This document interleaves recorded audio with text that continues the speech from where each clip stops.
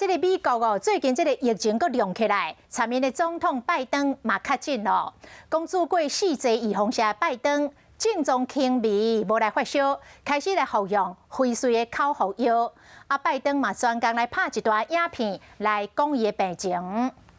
Hey folks, guess you heard this morning I tested positive for COVID, but I've been double vaccinated, double boosted. Symptoms are mild. 影片中，这个美国总统拜登穿黑色的西装，精神看起来袂歹。伊讲伊会继续上班，多谢大家关心。I tested negative this morning. I am going to keep my schedule. I am, according to CDC guidelines, I am keeping masks. 讲到拜登，只要嘛讲伊镜头真轻，白宫嘛证实拜登确诊的消息。 President Biden is currently experiencing mild symptoms, mostly a running nose and fatigue, with an occasional dry cough, which started yesterday evening.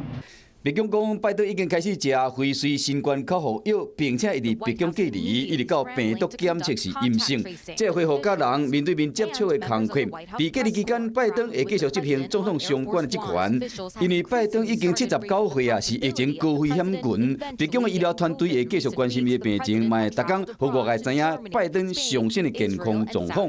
若是副总统贺锦丽、比利女士密切的接触者，或者体检，拢总是阴性。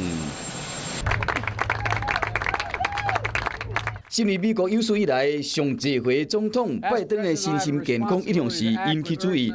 确诊前一天，拜登到麻州演讲的时，伊家己讲，自细汉伫炼油厂边仔大汉的，因为这炼油厂有排放污染物，所以讲有真侪囡仔伴拢有癌症，这引起外界真意外。因为白宫真紧就出面更正，讲拜登是伫伊成为总统前，捌治疗目前已经治疗好的皮肤癌。另外，今年4月份，拜登伫北卡罗来纳演讲说，雄呢细心准备要握手，因为当时讲台顶干了伊一个人尔，对面真爱有意外，嘛引起各界讨论。想要获取更多新闻资讯，想要看到主播最新的动态，赶快订阅华视 YouTube 频道。